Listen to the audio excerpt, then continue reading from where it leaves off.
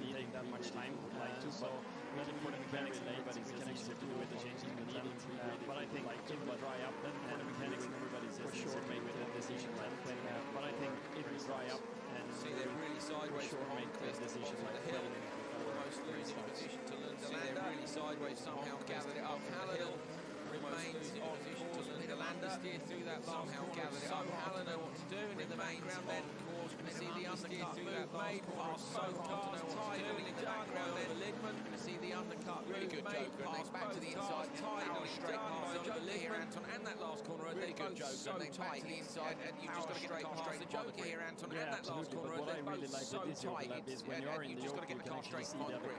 They're overtaking you, but you know you can fight back. When you're in the yoke, you can actually see the other cars, and they're overtaking you, but you know you can fight back. Where I was racing last time, you know, when you're coming out side by side, you have no idea if somebody's there. For example, where I was racing last time, you know, you're coming out side by side, you have no idea if somebody's there or not. So here, it's a bit easier for the driver being shutting the door in fourth gear. You can see Exactly, it's not like a both blind of the drivers is always having on the radio, shutting the door in fourth gear. Exactly, and both of the drivers is always having on the radio, so they can see everybody's going into the gravel. Yes, both of them is going for it, braking as late as possible. That's more action, but I like this more because you can plan it, you can actually that's more action, but I like because you're actually carrying so much more momentum off the Joker. You can come out of the throttle, come back, you can't get back into it because you're actually carrying so much more momentum off the Joker. You're in the throttle and come back and try to get back into it, otherwise you're going to lose out. So often the Joker merges, you're in the throttle and you can only steer because otherwise you're going to lose out. And to understand exactly in the normal line, if he's going wide on exit or if he's keeping tight on exit, just to understand the car in the normal line, if he's going wide on exit or if he's keeping tight on exit, just to make for sure you will end up in the if you're going right or left. That's a wise decision for the right. Move there from Lander up the inside of Lidman, managed to find extra traction on the run from turn 3 across the back. Lander up the inside of Lidman, managed to find extra traction on the road to turn 3 across the back side of the road. So Hallen last across the line was 5.3 seconds up the road. You see Oscarson on the side of the road. So their last lap, 5.3 down the road, but flying, but that might have been because they knew it was going to be close between them. And now so they there, I think flying, but that might have been because they knew it was going to be close between them. And now with the pass happening there, I think Hallen's got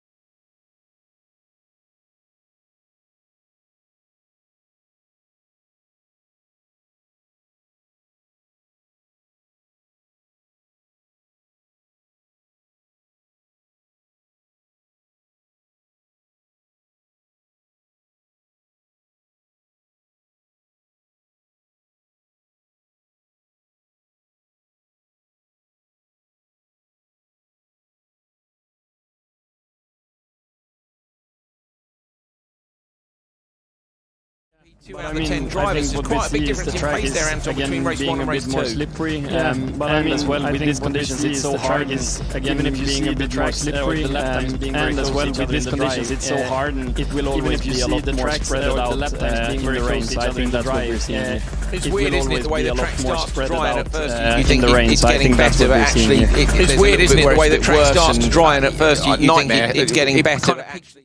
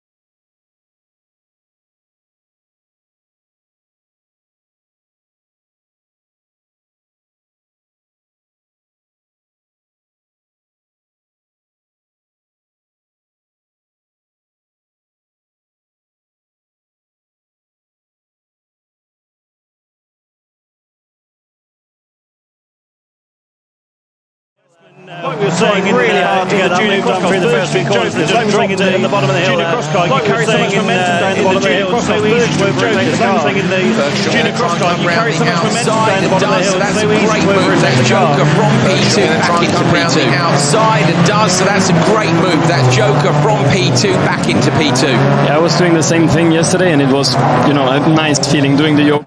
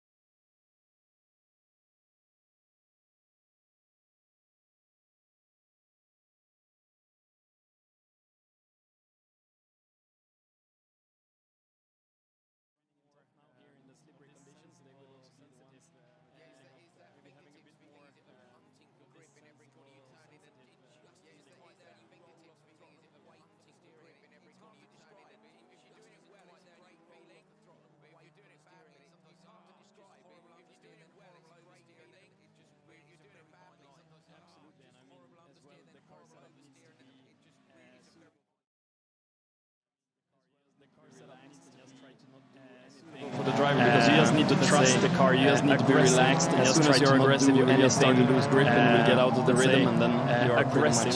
As soon as you're aggressive you will just start to lose grip and you will get out of the rhythm. Bergstrom in P2, there's been a lot of admirers of his car because we've got some different cars in P2, there's been a lot of admirers of his car because we're going to get ready for night different cars here this weekend. We've also got some drivers over I love the station wagon, which switched to us ready for night in the UK. We were discussing yesterday, I love the station wagon, which switched to us in the UK. We were discussing yesterday, you know, the state car.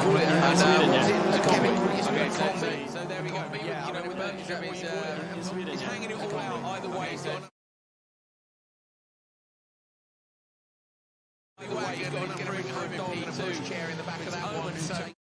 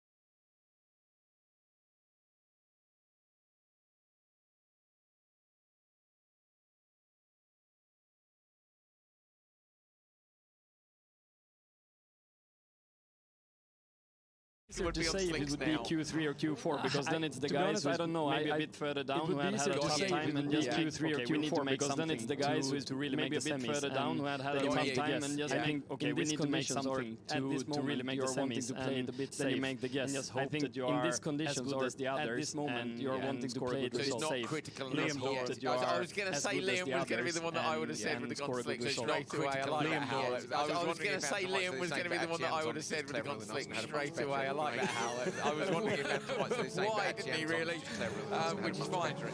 Marcus Norman, Joachim Rolovik, Matthias Janssen and Michael Janssen. And that's a jump Marcus Norman, Joachim Rolovik, Matthias Janssen and Michael Janssen. And that's a jump start by them to somebody who, which is Rolovik. Sometimes that is a reaction by them to somebody who has gone. A double joker. But I think on this occasion, got a grid crew coming back out to line the cars up. A double joker. Got a grid crew coming back out to line the cars up. I love the different engines.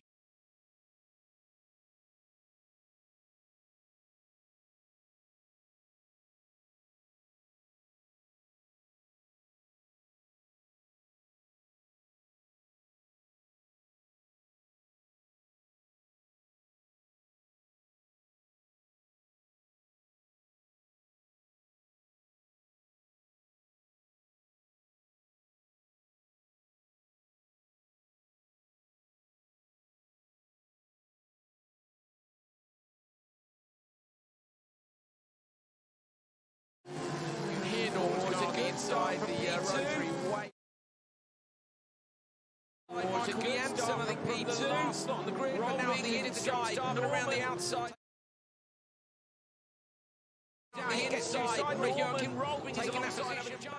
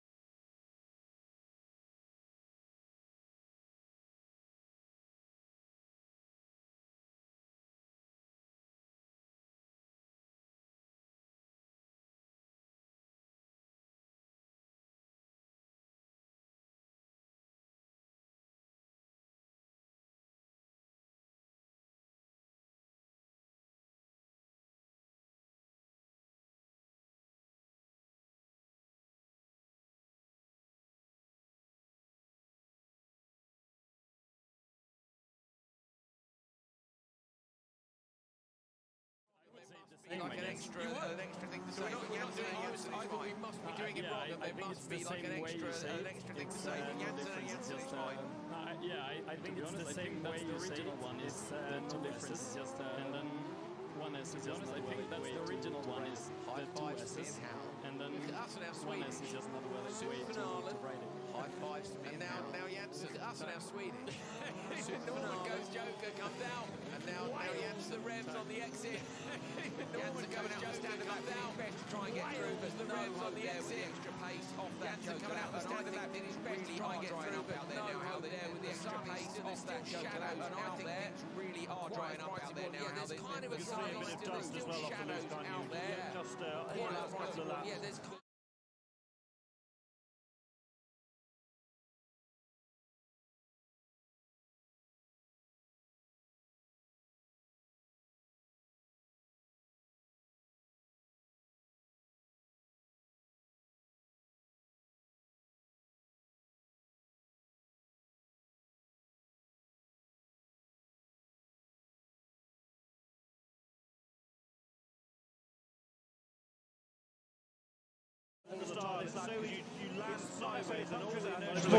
The tyre could easily just got popped off the rim. It's not necessarily punctures out, but it's more that the tyre could easily just got popped off the rim, not on the wheel. But it means, yeah, I know what you mean. Rather than the tyre has been cleared, not on the wheel. Where we're seeing them exactly now, we saw Fraser between the tyre to their landing, but the next jump is what people don't realise them exactly now. We saw Fraser great shot because you need to get that bit of the rotation jump is what people don't realise. You see the top drivers like Andy's gone, well, this is a great shot. Turn in a little bit, just the rotation crest when the car jump, and you see the Ollie drivers like Andy start to turn in a little bit just before that crest. When the car lands, the Ollie through the right hand, you can see where he wants to lean on the rear left. Just nothing there. These are hard to drive anyway. Coming through the right hand, you can see where he wants to lean on the rear left. Just nothing there. These are hard to drive anyway. Never mind when you've got one of the hard tyres on the back. Being that big dryer, maybe not going to get to the finish, and actually with the conditions being that big dry line, maybe not going to lose a huge amount of time. So that is 3 seconds over the line.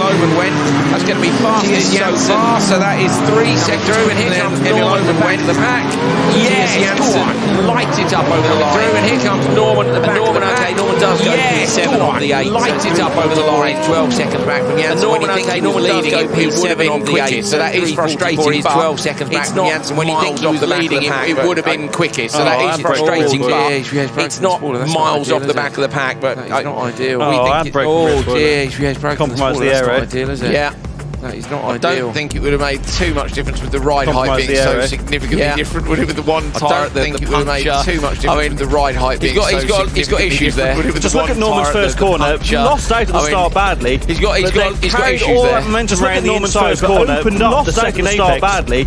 But got very sideways, but still able to cover up inside, opened up the second apex. It'll be very sideways, but still able to cover up inside over the jump. I wasn't sure that, it'll be this way. Yeah, that because the car's unloaded the other way for the next one. I wasn't sure that, that looks like that's the first one in the dam. Yeah, I wondered if he pushed really hard out, because a number of people have overjumped. They said there yesterday, McGannis on his outlap. Yeah, I wondered if he pushed really hard out, because a number of people have overjumped. And then Hallinan had a headache on his outlap, because he'd gone flat over that first jump. And then Hallinan had a headache after it. It's a hard landing. Go over it too quickly, and I wondered, because when you're side by side, you take that extra risk to go an extra metre on the jump and try to take the position. I wondered if that's what Norman had done, but it doesn't look like it.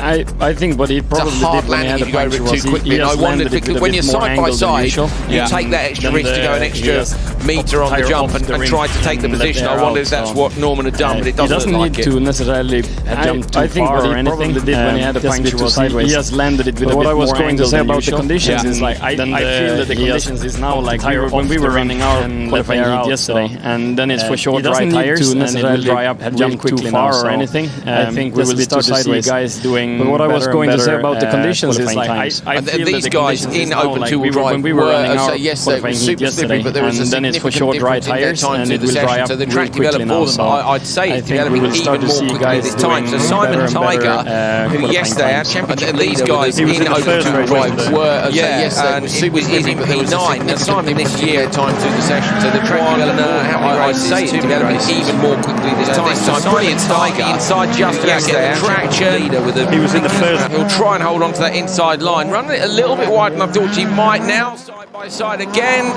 up towards the jump, smoothly over it, but it have the inside line for the right-hander and should hold on. Cuts the curb, getting straight on the gas. Nice, calm, collective drive from Simon and holds on. I love this first half a lap where you can, if you give each other respect, you can run side by side. Not many circuits where you can run side by side, still banging doors and riding the curbs, but getting away with it. I think it's really good, and that was a nice tidy move there from Simon. I can't help but feel a little bit sorry for Simon, because of course he was on for an incredible streak of results, but was DQ'd, wasn't he, in the last round at Ulu. That first corner contact, was it, between Venelainen and Tiger coming up to it was miles before the first corner. It was about 8 metres off the start line, was it? They got into each other and they stayed in each other. It was a shame that robbed us of an amazing final, because they hadn't really met on pace. And Venelainen got DQ'd for it as well, if you're wondering, so it wasn't, at least it was fair. They both got into each other, they both got DQ'd. Anton, what do you think of Simon Tiger's machine? Sorry? What do you think of Simon Tiger's machine? You were too into the race there, weren't you? Yeah, I was. It's a good battle. It seems like Eamon is a bit quicker than Tiger at the moment, so we'll see now if he's jokering. I saw Emil being the spotter for him, so I guess he's calling him for a joker lap now. Yeah, he does. So let's see if he's keeping it calm and making sure that he's just hunting him down, or if he's doing any mistakes, because it seemed when he was following close by that he was a bit quicker. With 2 laps to go, Simon Tiger could go this one or the next one. Owen's got a lot of lateral grip there with that amount of sideways. So Tiger now's got to put in a really hot lap. Owen behind is going to be trying equally hard, I would argue, trying a little bit harder, using a little bit more lock, a little bit more gas. Owen on a big push now, try and get the overlap on Tiger.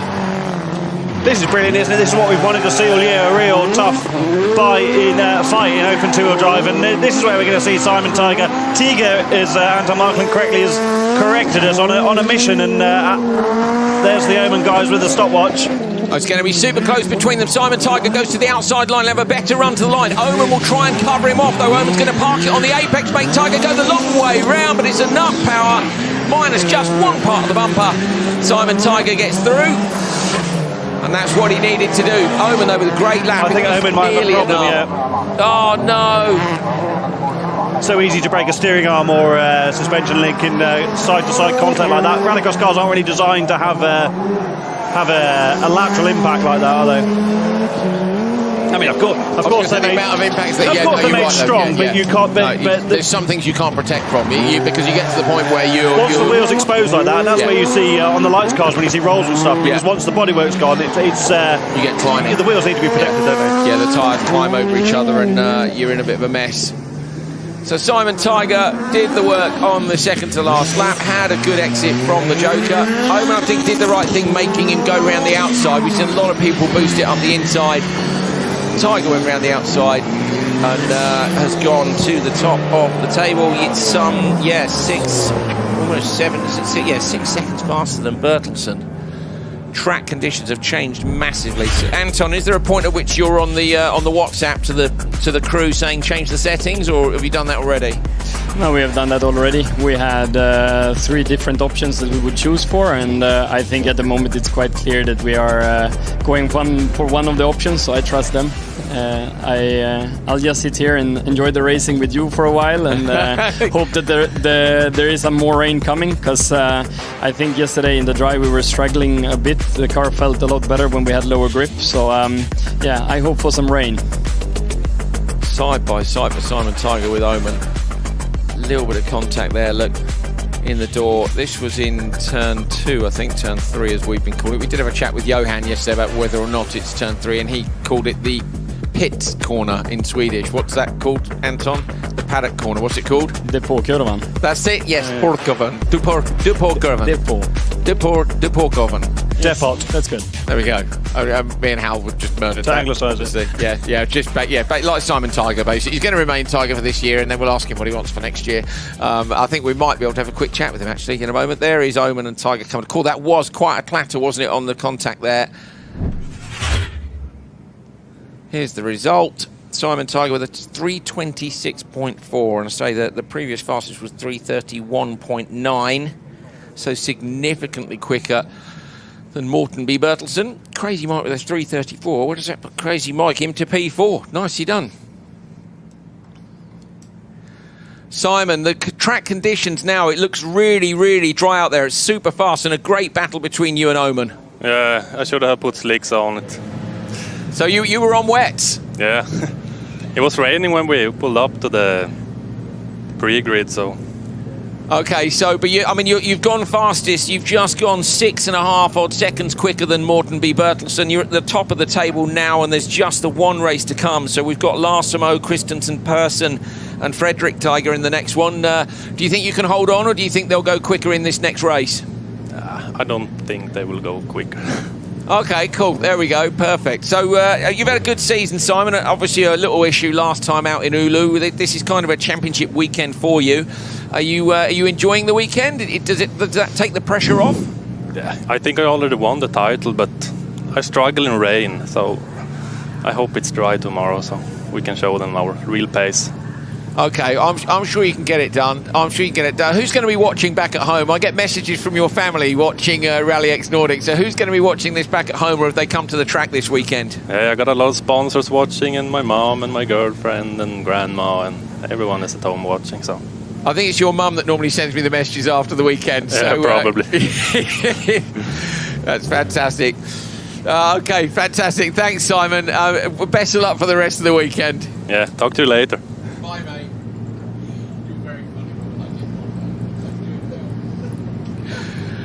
Okay, on to the final race of Open Two-Wheel Drive. Hello, Simon's mum, as well, if you're watching. I love the fact that you guys get in touch. It is a real honour that we have such close contact with you guys at home. So please do give us a shout. Andrew Coley, Hal Ridge, the official account, of course. Make sure you like and subscribe to the YouTube channel. Free Rallycross. Mega. I love the fact he's just gone 6 seconds fastest and he's annoyed that his tyre choice. Yeah, I know. So how much quicker would you have gone with slicks? I wonder what Oman was on, if Oman was on wets as well. But last one, Christensen in slot number 2. It's Larsamo who's missing. Christensen with a great start. Easy hole shot. Fredrik Tiger trying to come around the outside. Is that a relative? Yeah, father. Oh, there we go, you see. Many times, so much Supernational experience, driving a borrowed Porsche now, but did some Supercar as well in a Focus, in Swedish Championship stuff, some European races now and again. Christensen could actually score an upset here. I know Simon's quite confident that they will maintain the fastest time. Christensen spun, didn't he, in Q1 yesterday, and he's had good pace in the selected events he's done. He's in Denmark last year and impressed us, didn't he? And, I like Christensen's car as well. It reminds me of the G3 Escort. It's also beautifully prepared. So many of these cars are like a golf track Escort. Just something about it. I'm like, yeah, that's cool. I like that. It's funny. The Mark III Escort is that one car that's kind of cool front-wheel drive and rear-wheel drive. Like a lot of cars, you know, you see the conversion to rear-wheel drive, you're like, it's a bit weird, but I would get it works. But somehow that particular car is awesome either way. You do live in the southeast of England, though, so I think that's in your blood, isn't it? You think, what, rude boy? Yeah. I better watch out.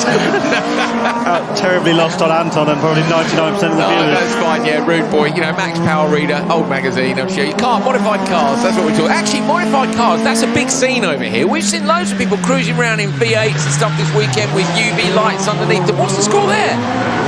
Everybody loves it. Yeah, everybody loves cars, doesn't he? No, but there is a lot of nice cars, and I've seen a lot of nice cars around here. So I think this part of Sweden as well is very well known for all the American muscle cars. Yeah. Yeah. They go, he's in the wall. Just a little tap. Just a flesh wound, hopefully. Sorry, Anton, strange moment there. He had it turned in and had got round the corner, and it looked like the steering had opened up on him. I wonder if it's got a puncture or something bent in the front suspension there. Must have done, because Tiger's already joking and he's about to go past. I thought on the inside, not quite enough space, but when Christensen goes, joking, here we go, Tiger now trying to find a way up, going to come over the crest, but you're brave if you hang it out there. What can we see on the car? And until that moment, Christensen was actually going quicker than Tiger had through the course of the race so far. So disappointing for him. Another qualifying with issues. Really hard to see what's wrong with the car, isn't it? Anton, any clues that you can see? No, it's the same. You can't really see any problem, but it seems like the car is understeering a bit more than it maybe should. But it doesn't sound sick, does it? It sounds good. And we mean sick there as in broken rather than sick as in cool, you know? I mean, it gets very confusing, doesn't it, you know? No, but the driving doesn't seem the same. I mean, the first two laps, it looked really good. Now it's out of rhythm. It doesn't really seem that... It looks to me like he's having to wait mid-corner all the while. Yeah. Now, something seems strange, but it seems... I mean, both front wheels are turning. Otherwise, you could start to think about the steering arm when the arm go like that. I'll tell you what, though, even with the issue, Christensen, because it's so much drier now, Christensen is still on at the moment for a very high finish. I think he's going to lose out now, obviously, with the Joker lap, but he's still going to be a long way up the table. So even with an issue, this could work out really well. Frederick Tiger, is Frederick going to beat his son? Fantastic. He does. So father beats son. It's a Gronholm versus Gronholm moment again. I'm sure Simon will be very... I bet he's gone, when I've said to him, oh, these are the people in the next race, he's gone, nah, they won't beat me. Now his dad's going to go back to the paddock and probably get a text from his mum going, he said you wouldn't beat him and you beat him. I mean, that's brilliant, isn't it? Yeah, mega. Love it. So it was great off the line. Let's see if we can see that moment through what's the last corner again. I was starting to think that he could be on wet tires or something like that they started to go off the tires, but he made such a good start, so he should be on slick tires for sure. Yeah. Anton, if you're going to build a touring car or a Supernational now with all the experience you've got, and here we go, is this the moment? It's mid-corner. That's really strange, isn't it? Maybe, could it be the diff? Yeah, like you say, it seems really strange. It's like he's going a bit sideways and then he just comes into understeer. And he doesn't hit the arm core. Yeah, a bit with the rear. He got away with it though, didn't he? That's a close call. That can be a nasty one. Yeah, that's a get out of jail free card, definitely. So Frederick Tiger, 326.442, beats his son Simon Tiger and goes top of the table in Q2. Okay, Crosscar. Here are the standings in Crosscar, and this for me is the most interesting championship at the moment. you're not seeing the championship standings there. Let me give you the championship standings. Hallberg, Osterberg and Rierson are equal on 117 points. So yesterday, Hallberg took first blood, winning Q1 with Jimmy Osterberg right behind.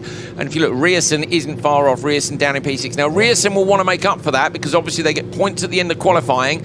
He's going to want to make sure that that title is still a three-way fight when we get to the semi-finals.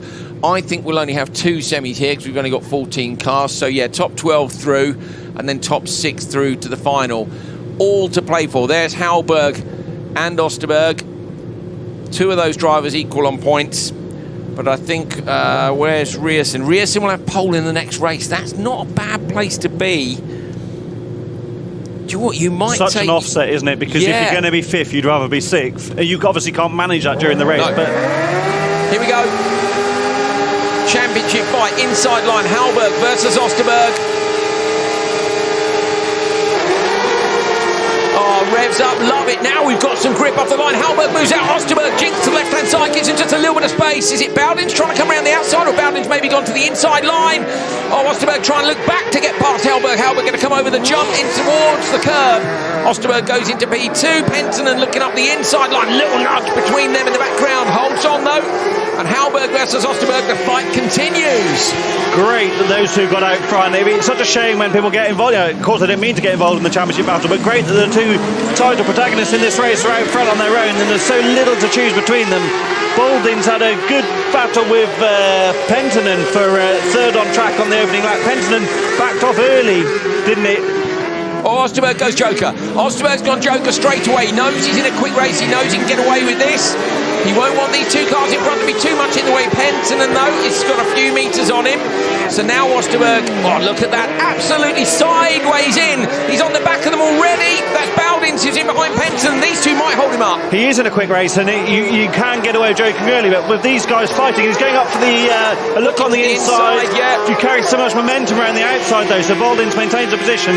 Osterberg, I mean, needs these guys to get on with it and get out of his way, or Joker and remove themselves from the situation. I think he's gone a lap too early. Sorry, I think one more lap would have been a safer move just to see. At this point in the weekend, you need to maintain your position at the top, approximately the top of the overall standings, and it's a risk, isn't it? But you get big reward from big risk sometimes too. Let's have a look in the background. No, Bowdens and Penttinen have both continued. So now Osterberg is caught behind this little fight.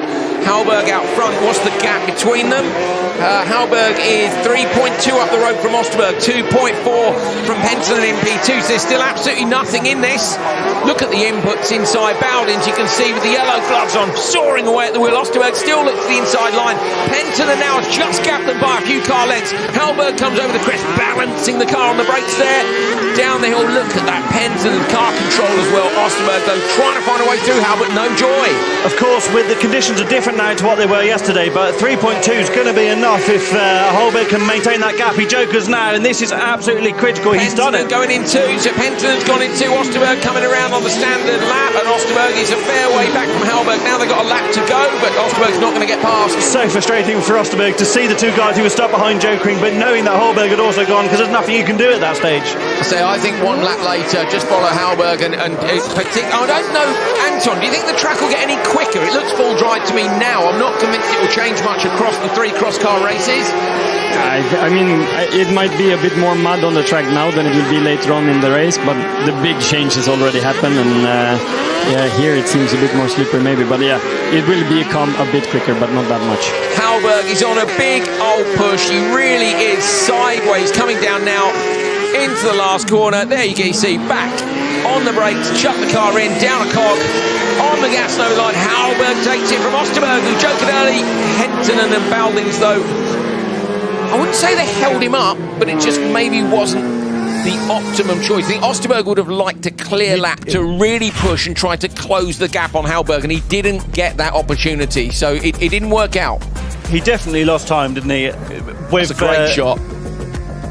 Diff outputs there, Hal either side of the gearbox from the rear. Just see the little, the little silver clips that hold the drive shaft boots on, spinning round.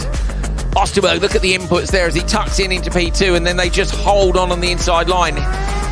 Hallberg and Osterberg rotating the car on the gas. It was Bowdens and Penton in that battle in the background. Here's another look at the start. Osterberg's so good at placing his car in the first corner, isn't he? Generally, as a rule of thumb. Watch it get slightly out of shape. I love the attitude of a cross car when that's real management between the throttle and the brake to keep that side going all the way through the hugely long first corner here. Watch the suspension compress over this jump. I like the fact as well the jump is irrelevant. Nearly everybody's saying, yeah, you can't take the jump flat. And then Crosscar as a category is like, hold my beer. They're just going for it anyway. I said yesterday, Anton, I want to see Crosscar as an Olympic sport. What do you think?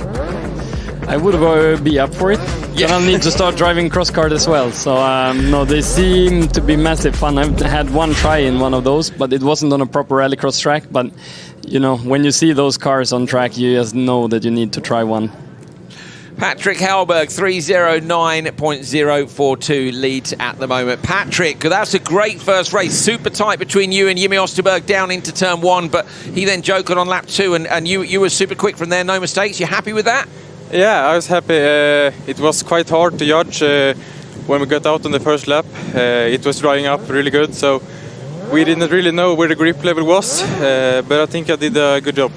To me, the track looks like it's full dry now. I don't think there'll be much advantage in the next 2 races. Obviously, we've got the likes of Rierson still to come. You know, there's some good drivers who had a bad day yesterday, but you reckon you can hang on and take a second session win? I know Isaac is fast. I did some small mistakes, but it was a clean run, so I think you have to fight for it. And how are you feeling about the championship, mate? It's so close between you three. We're loving it here. Yeah, of course, it's fun with the tight championship, but I feel like I have a small advantage now. So. All right, mate. Best of luck. Well done. Thank you. Patrick Hallberg, 1Q1. He's currently leading Q2.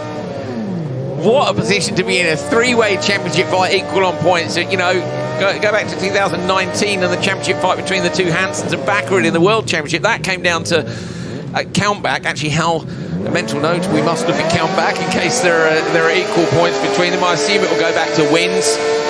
Rierson, Treuter, Bendixen, Egerton and Goodison. Rierson desperately needs a good start from the inside line. He has got a good start, 5 cars wide, but Rierson hooks it right up. Pulls a couple of cogs. Now he's got to hold to the inside line. Don't get too deep, Isaac Rierson. Rotates it round beautifully. Oh, Bendixen's over. Bendixen goes over in turn 1. It's probably going to be a red flag. So Bendixen's not a bad shunt. He's just tipped it over. I wonder if they'll let it run or not. Watch for the marshal positions around the circuit. They might let that go. Right on the line, isn't it, on the exit of turn 1? I don't know if it is. It looks like it's slightly wide and red flags, yeah. Oh, it's gutting for Rierson, gutting for Bendixen as well. You know, I would normally be saying I hope he's okay, but for me, Hal, that's a soft roll. There won't be a problem there at all. Yeah, it is right on the line, isn't it? Just as they got, yeah, you're right. To the jump.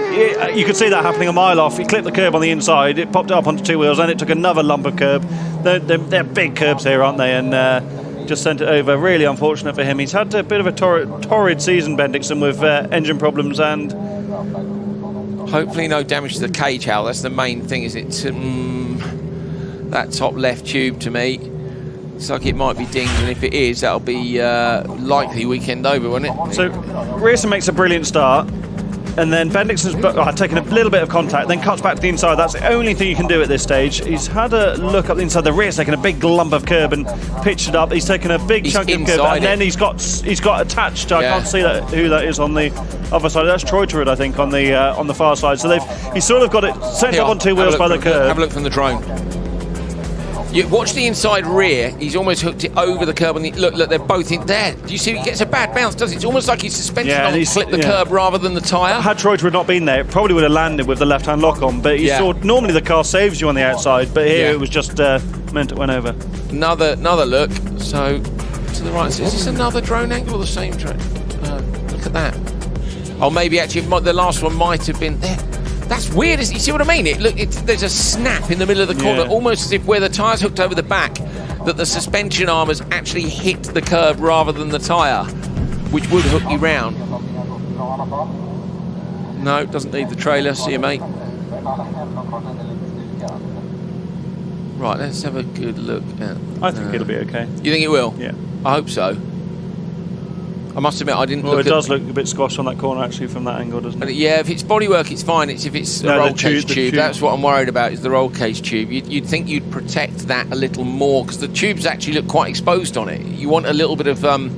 You want something that when the car's running down the road on its roof, if you haven't had a big impact, that it doesn't graze through the metal, don't you? It doesn't squash the tube. If it goes through a fiberglass roof, nobody cares. You don't want it going through the cage. So will Bendixson be back out for Q3? He's only got to get P12 out of P14 to go through, and Bendixson was P8 after Q1.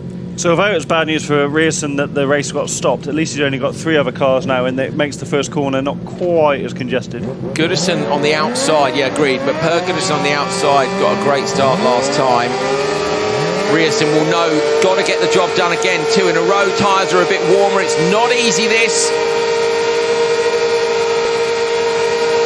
That's a long old hold as well. Green light, great reactions from Rierson. Look how long he holds on to first gear. The nose of the buggy high in the air, backs it in straight away.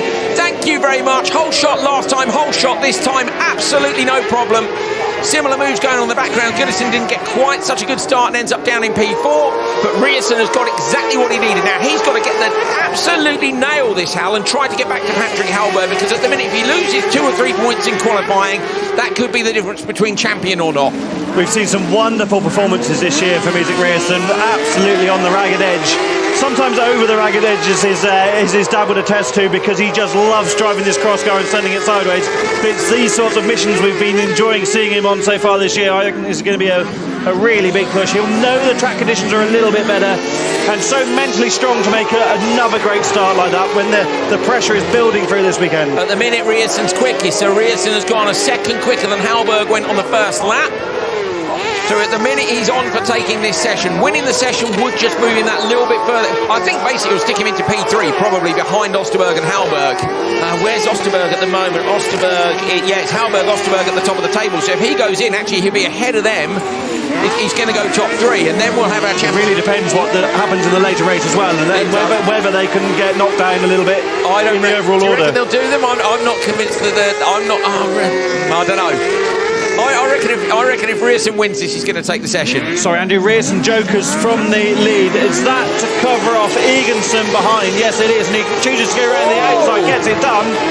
Brilliant from the spotters, so that's a great move. And Eganson was a bit sly there, wasn't he? Now that's not really what Rierson would have wanted. In some ways, Rierson wouldn't he have stayed out clean until lap 4? But if you're going to lose a position, he doesn't want to be, he doesn't want to be P2, does he? Actually, Hal, I suppose what might help here is if he goes quickest and then Eganson takes a position away from Hallberg and Osterberg. All you can do in this situation is try and maximise your own race.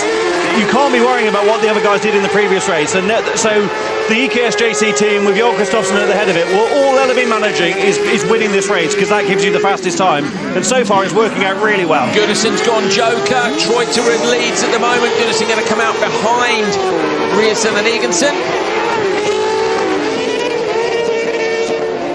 Eganson's really going with Isaac, isn't he? And so is Goodison too.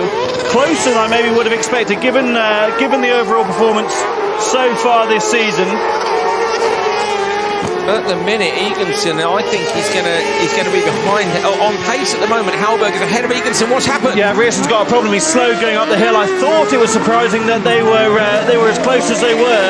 It doesn't look like he's got a puncture, does it? Maybe a misgear or something, Hal, on the No, it's more than that, isn't it? He just hasn't got the pace. No, that's absolutely gutting. So Rierson, who's in this 3-way championship fight, was bang up for it. And now in the background, over the line. How much quicker is it? 309.0. It is a tiny bit quick. Is it quicker or not? No. Troy Turin. Second. So Troy Turin's gone into P2. I'm actually surprised that Troy Turin ended up that close to them when it looked like he was going to get eaten up on the final lap. So Troy Turin then leads. Sorry, he's in P2. So we've got Hallberg, Troy Turin, Eganson. So Troy Turin and Eganson have actually separated Hallberg and Osterberg by 2 places. So it really is advantage Hallberg now, and Rierson's ended up down in P7. He was P6 yesterday. I really feel that Isaac lucked out in the drama in the first corner in Ulu with the 3-way contact that meant he got disqualified. I think he's lucked out again here. But the good thing is, you know, as long as they can get it going for Q3, Q4's not until tomorrow, so they do have time. It's not like you're trying to get the whole event in one day. You've got some headspace to gather your thoughts, and there's a lot of points up for grabs. You know, 3 points is the difference, isn't it, between a win and P2. So if you could take the final, you could do the job there. But he'd rather be in the top 3 now, wouldn't he? You know, this could have put him to the top of the qualifying standings or right up there. There's no replacement for having points in the bag, is there? No, exactly. And instead, unfortunately, Riasson with an issue in this race. We'll try and find out what that was, but Riasson has gone P6 in Q1 and currently sits P7 in Q2. Not ideal. Bendixson a DNF after a roll.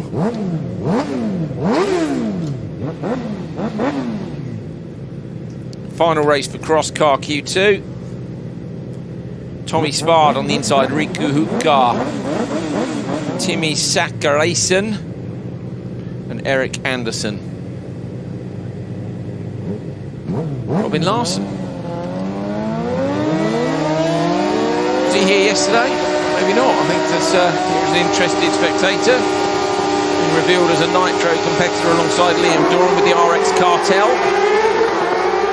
Great start on the inside line. Tommy Svard, an easy hole shot. Hukar, will be there if Svard runs a tall wide in the first corner, and he does clip the curb a little bit. Thought Hukar was going to pick him up there, but he doesn't. Up the inside, Eric Anderson makes the pass. Hukar, though, holds on as they go over the jump. Straight line through past Paddock Corner and over that second crest. Surprised Anderson didn't get that move done, actually, going over the jump. We've seen that work so many times to get the run on the inside out of turn 2. The track is a lot drier now, isn't it? Look at the dust coming off the... that's where the mud's run onto the tarmac at the bottom of the hill there. Got wet and then dried, and now it's dusty. Anton Martin left us during that previous race to go and have a final chat with Adam, his race engineer, about what they're going to do with the Polo Supercar for the Q2 session coming up in a few minutes' time. Svard was coming under a lot of pressure there from Hukar, but Hukar just was a little bit more aggressive on the exit of that last corner, and you could see what a difference feathering the throttle makes.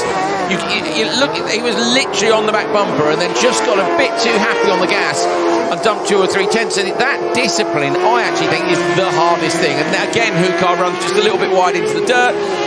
Discipline, it's so difficult. How that's what the likes of Christopherson do so well, isn't it? Is just wait. I know what's fast, I know how this works. Whereas in my head, I'm going, go as fast as you can. Go sideways. It's funny you should say that. That's exactly what I was thinking when you were chatting to Anton about rear-wheel drive driving. You know, if you explain to a man in the pub about driving a car quickly, you think about being flat on the accelerator. And really, it's all about patience. Know when to implement what you've got underneath you, not just maximum attack all the time. Yeah, I've had people say before, you know, when I used to compete, they'd be like, oh yeah, I bet you don't use the brakes at all, do you? It's like, no mate, it's not at all. it's not, yeah, you know what I mean, don't you? There's this idea in your head. You can't admit to that in the pub, mate. What, not use it? I'll use the brakes, yeah, that's not cool, is it? But it's that latent thing of not quite understanding about, you know, where how Johan is so fast around this circuit is the patience in the last corner. Okay, I think they had a few issues yesterday and you could see him getting a lot of rotation done into the last corner, but normally it's about getting the car straight, waiting, then getting back in the throttle. Also, the worst thing about it, though, is that it's boring. Who was it we were talking to yesterday who said that the problem is, I can't remember who it was, but they said the problem is that you're always waiting and it's boring. It's like driving the car tidily. But it was Hedstrom who was talking to me about the Hyundai. So he swapped to the Hyundai Supercar and he said, you know, I'd always like to go sideways in the Fiesta. He said, but it doesn't work with the Hyundai. It's like, it's not as much fun, but it is faster. And that's the case. Not as good photos, though. Eric Anderson in the 30 buggy. You've got Svard leading from Hukar. I love the exposed suspension on these cars. If you ever want to learn about how a car physically works, have a look around a Crosscar. Have a look, because it's all there. It's, you know, when we're talking about dampers and springs and suspension and roll bars, you can actually go, that's it there, and you see how it's attached to this bit here. You know, a car does a good job of covering all those things up. Is he going to be quick enough to go fastest in the session? No, he isn't.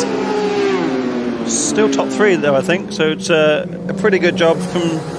Yeah, Svard goes into P3, but what's really important here is Hallberg is P1, then it's Treuter at Svard, Eagleson, Osterberg is P5, Goodison, Hukar, Penton, and Riasson is P9. So Hallberg there has had a right result. Not just a result, a very British right result.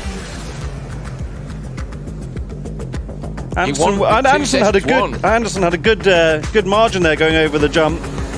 Oh, so I just had a message from Joel Kristoffersen, clutch problems for Isak. So that's going up the hill there, wasn't it? Just. Well, I think it was over the couple of laps before. Slipping, you think? Yeah, because he didn't have the ultimate pace we would expect. You know, with no disrespect to who was he with? Eganson and Goodison. They're just not in the title fight, are they? And Isak would normally be, he wouldn't normally be under pressure if he was leading. No. So he was obviously carrying that issue for quite a while.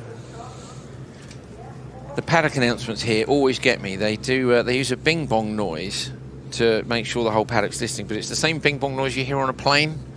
So it's bing bong. You go, oh, hang on a minute, I've got my seatbelt on or something. I've got to go back to my seat. No, I'm not on a flight, am I? It's the exact same noise, isn't it? Bucky Lasek enjoys that trick. If you follow him on Instagram, he presses the call button when everybody's supposed to be sitting in their seats, and then laughs when everybody undoes their seatbelts and gets up and gets told off by the air stewardess. It's a regular thing on his stories. But Bucky, who was on ARX with me 2 years ago now. Wow, COVID's been weird, hasn't it? On to Supercar Lights. Let's take a look at the standings after Q1 yesterday. Mattis Janssen went quickest from George McGuinness. Yes, those are names you wouldn't expect to see at the top of the table. Janssen just hasn't quite had that pace. Howman is in P3, the championship leader. We're going to head back to the circuit ready for the start. Janssen and McGuinness in slot number 1 and 2. McGuinness has got the better start, going to try and shut the door to the inside line. The yellow squad machine, Casper Janssen, is in the mix on the outside there in the black and the green. But George McGuinness has got the job absolutely done that he needed to. McGuinness very nearly yesterday won his first qualifying session. I don't mean his first qualifying session as in, oh, it would have been his first win. His first ever qualifying session in a rallycross car in damp conditions. And Hal, he'd never even driven this car in the damp. He'd done a few days testing in the dry this last week. He's come over to the States and he's doing a great job. He is doing a fantastic job. I think we shouldn't take anything away from Matthias Janssen either. Made his debut in Oulu last time I remember. So he would have never driven the car driven the car on ice a little bit, but on a wet and greasy track. Tommy Holman climbs up to second as Janssen made a mistake, and now Joker's get out of the traffic. But my goodness me, what an impression George is making on his debut. 16 years old. I think he's even he's been on an intensive test session this week with Eric Farren and Kevin Hansen, but I think even they stood in the tent a little bit awestruck's the wrong phrase, but just pleased that what they've worked on and what they're doing is coming to fruition. And this young guy's his awareness, in the first corner yesterday, all that karting experience really helps, doesn't it? But his awareness and the overtaking move to position the car where he needs to in his first ever rallycross weekend. Eric Farren, who is runs the yellow squad with Kevin Hansen and was Sebastian Loeb's spotter, let's not forget, said to me yesterday, he said of all the guys in the first corner who should have got it wrong, could have got it wrong, he said really George should have been the one because he's the least experienced and he didn't. And I think that's the thing, it was just such a great effort. So Howman in behind, and now he's under pressure, isn't he? Because Tommy Howman has been the class of the field in this class this year. 4 wins and 2/3 for Tommy Howman. And I think it's fair to say as well that Howman isn't exactly the most experienced lights driver and has been blowing us all away. But McGuinness, what round is it? 7. So he's got 6 races under his belt. Yeah, exactly. So Howman basically is 6 races further up his career than McGuinness is. And here it's going to be interesting. I think Howman will try to split the strategy with McGuinness. I wonder if Eric might send McGuinness in on this lap. Yep. He does. So McGuinness goes in on this lap, and I think they would have been hoping that Howman was going to try to split the strategy and might end up following him in. So Howman now is going to try and nail it out. And if he gets McGuinness, it's no bad thing for McGuinness because Howman is the class of the field. What you do there, but you're playing the Joker strategy, aren't you? But it's a little bit like the Barcelona World RX track. You're also giving up the advantage you have on the Joker exit. Now Tommy's going to Joker, assuming they do the similar lap times they did before, but have the option of going left or right. Whereas McGuinness is going to be slightly more vulnerable by holding the inside line. Tommy will be on a big push. That was Howman's crew there. Hal, you would just look at the timing screen. I don't think it was his dad or what, but he had the cans on. Stopwatch right up in front of his nose, looking super stressed. Stopwatch doesn't matter now, does it? Yeah, the stopwatch is irrelevant now. Just let him know which side to go. McGuinness on the standard lap, early on the brakes. Howman on the Joker lap. Now they're going to jet towards the line. Howman does have just enough pace, and Tommy Howman takes the win. McGuinness gets P2. Brilliant drive. Yes, there it is. Pressure now is released a bit. See Niels Anderson's dad there to the left, so that's a great performance from Howman, but another brilliant performance from George McGuinness. His mum and dad and brother are up over in the States. Yeah, would it be? No, it's not too early, is it, for New York? They're East Coast. Helen and Gary, Robert, his brother, and Bertie, the dog. We had a good dog chat this morning. Enjoyed that. Thanks, George. Look at this again. A bit of a bun fight. Shuts the door, but look at that. Doesn't run at all wide. How gets nice rotation in the second half of the corner. Just everything right. Yeah. How watching is going, good. I'm glad he wasn't here 6 rounds ago, won't he? I just the level in lights at the moment is the level's always high at the front of lights, but in RallyX Nordic at the moment, I think the level across the board is as high as it's been, and some of the racing's brilliant, isn't it? We saw Janssen made a move in the final corner on Casper Janssen, just out of shot as well. There are drivers, aren't there, in here who you think if you stuck him in a season of RX2 in the World Championship in the last couple of years would have featured right at the top of the standings. Oh yeah, in the background, yeah. Casper Janssen just missing out. Is that Tommy's dad? It is, yeah. Yeah. Love it. That's just so good. They have worked so hard to be here for this season. I saw the setup yesterday as I left the circuit. It's just not a big setup. Yeah, some people are here with a 40-foot truck and a crosscar, and they're not. Tommy Howman, we've just seen your dad up in the spotters area, fist pumping in the air, looking very, very pleased with that last result. It was you took the win. Well done. George McGuinness is quick though, isn't he? Yeah, I think I had quite a lot of traffic in the start and I lost a lot of time there. But when the guy in front took the joker on the last lap, second to last lap, so then I could do just my best and try to make a good lap, and I barely got in front. But I think the time will not be too great. Why do you think the time won't be great? Because of those first couple of corners? Too much traffic?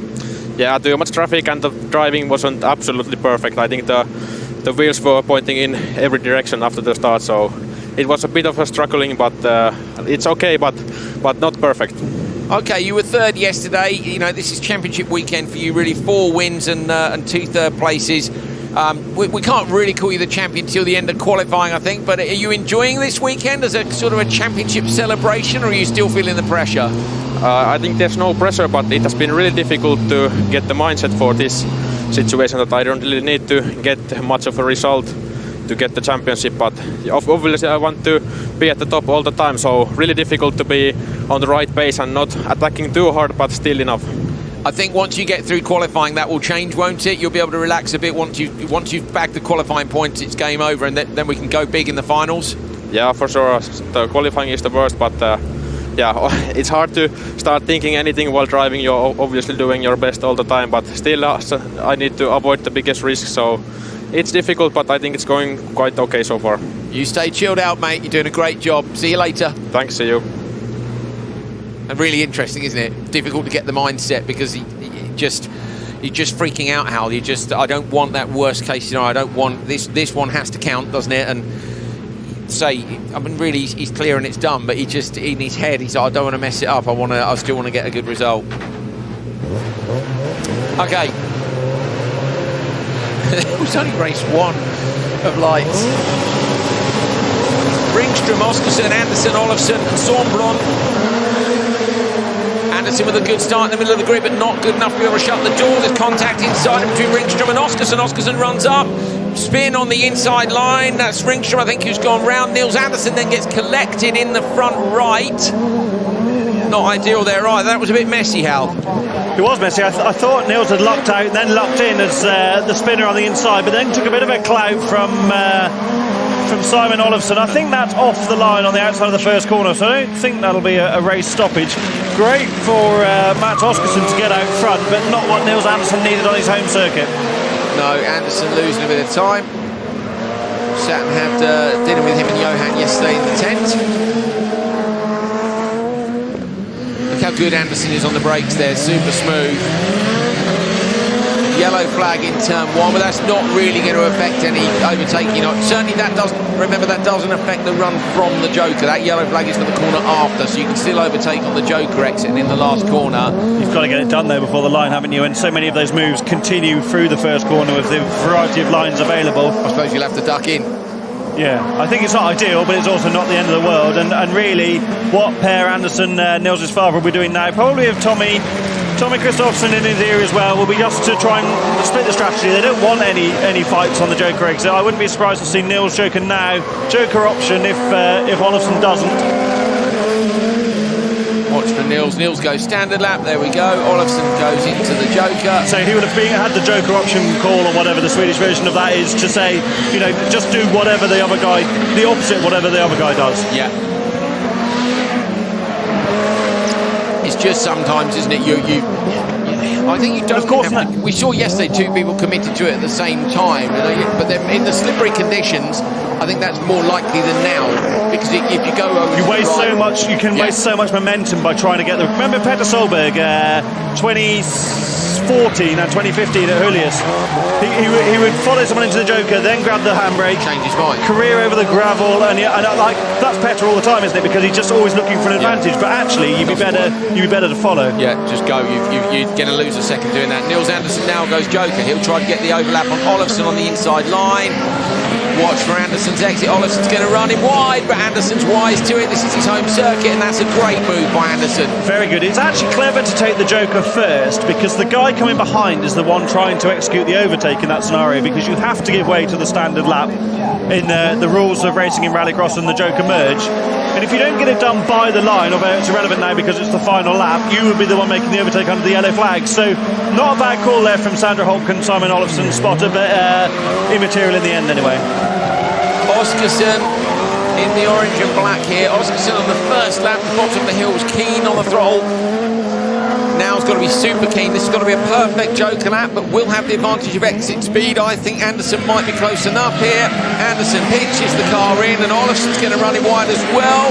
Oskarsson gets past Olofsson, but Andersson takes it. That is a great result when you consider where he was at the end of turn 1. Oh dear, Sandra not happy. Just a shake of the head. Not a terrible result, is it? It's just not. It's not exactly what they wanted. 5th overall so far. 2nd for Nils. Tommy Holman will be pleased with that, but I think so will Nils be as well after this bit of a bum fight in the first corner. See, nothing Andersson can do at that stage when he's been force wide by 2 cars on the inside. I thought this would come good for him. Does he get collected? We don't see it. I thought it was. Does he get collected then? Is it by Olofsson on the exit? Olofsson gives him a bit of a whack on the second part of the first corner. See, look at the start he's had here, but on his inside, there's no. Oh, look at that! That actually hits the barrier. So and then Andersson basically, there's nothing any of those drivers can do. So on the inside line, hitting the barrier was Ringström. That broke the steering. That pushed Oskarsson wide into Andersson, and then Andersson got collected again, as I say, on that exit. So did well, I think, to come back from that. But all of that will mean, hell, obviously, they've lost time. And at 3:13.2, Helman was at 3:11.5. But you could, but ultimately, if you lost the time but you still get the result, it doesn't matter. No. How odd. Yeah.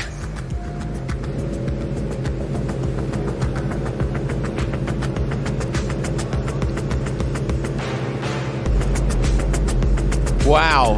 Olofsson got lucky there. Oh, and lucky not to. So often you see that happen in that corner, and the car grips up as it hits the wall and fires into the armcar on the outside. First public appearance for Robin Larsson's Monster Energy cap. Yeah, with the cartel this year, heading tonight to Rallycross. I can't help but think that the Nitro Rallycross tracks are going to suit Robin Larsson down to the ground, aren't they? I think so.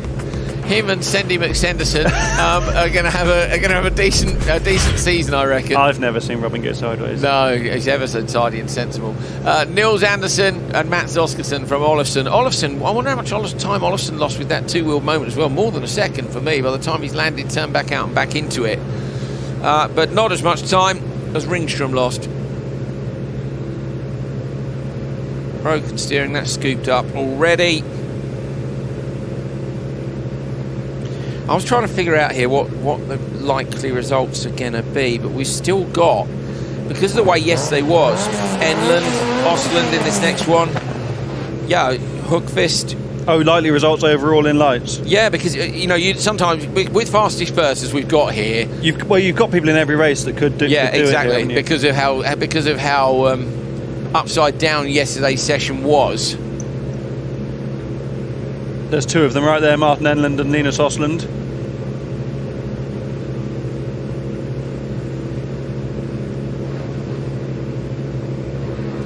They're on the inside. Bergström, Jonsson, Hookvist.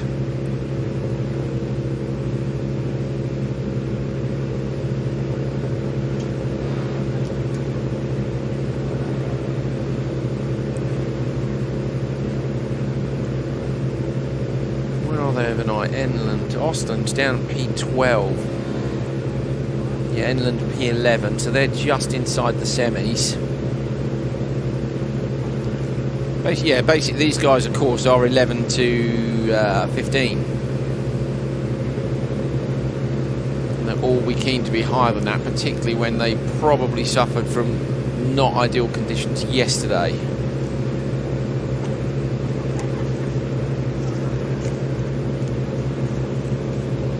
Yeah, a lot of these guys were in the early races yesterday. Makes a lot of sense. Anton was saying, wasn't he, when we said, did you have the best conditions? He said, definitely.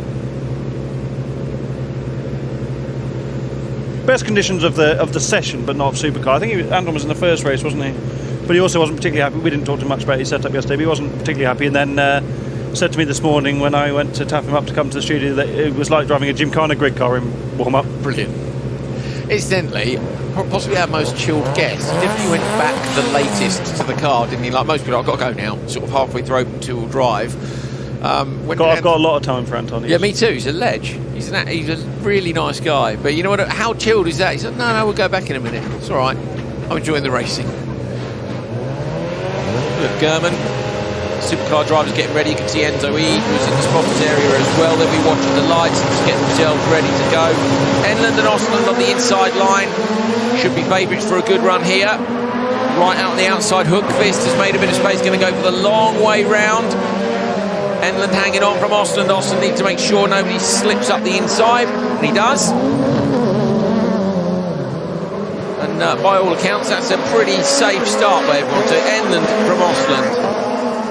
So now this is about Enland and Ostland managing the Joker strategy. I think they're the two guys here that would hope to be. Well, of course, everyone hopes to be quicker, but we'd expect to see them a little bit further up the road, and I think it's about managing the Joker strategy between them. There's a little bump there, Hal, where is the gravel braking zone coming down the hill, which has got cut up a bit. You noticed it with the cross cars a little, but they're getting that ridge that you sometimes get where you go between the gravel and the tar, where it's getting dug out before they hit the tarmac. I don't think it's a puncture risk as yet, but if you watch the attitude of the cars, it then pops the front of the car up and just changes your trajectory through that corner at the back. What is it, per Eckland corner, is it that one? Yeah, it's the weight distribution of the lights really emphasises that, doesn't it? Where how they move around in Supercar, you don't see it. I'm very lucky to have first-hand experience of what you can drive over in a Supercar, and you know. Other competitors? No, I haven't done that. Not yet. but there is a bump now. It was on the way in, and you could see one car oversteered on the way in and the other car understeered on the way in. And obviously there's a difference in driving style and setup, but it's just starting. I don't think it'll affect the supercars at all. Austin looks good here. He does look good, but he can't joker yet because Bergström's yet to joker, because Tommy Kristoffersson is keeping him out. I'm pretty sure Tommy will be spotting for Bergström in the KMS camp. He's staying out, and you would drop back in, of course. Yeah, it's all a team game, isn't it? They're gapping him a bit.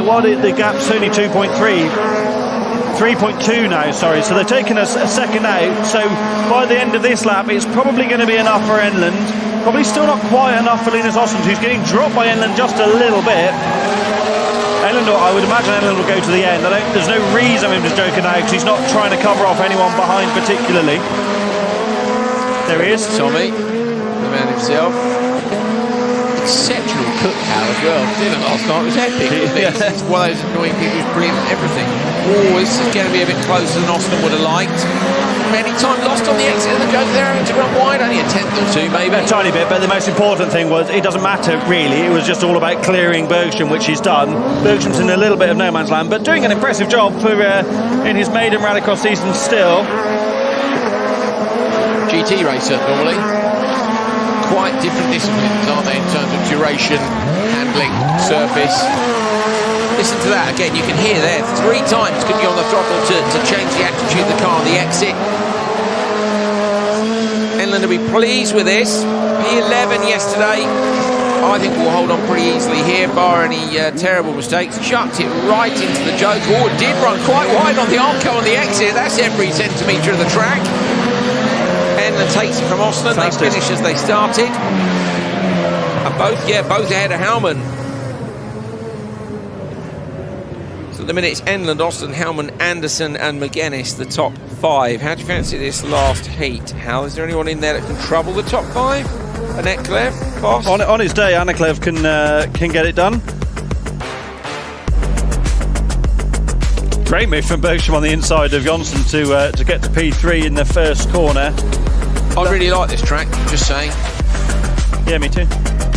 Turn 1's great, isn't it? Long and with loads of option lines around it. You don't really feel like it's over. And it's a bit like South Africa in the World Championship, isn't it? Because you just got there's so many various. Yeah. You know, it's almost like 2 corners. The start and the first section and the last section. You can overcut and undercut and undercut and overcut and have a moment and save it and.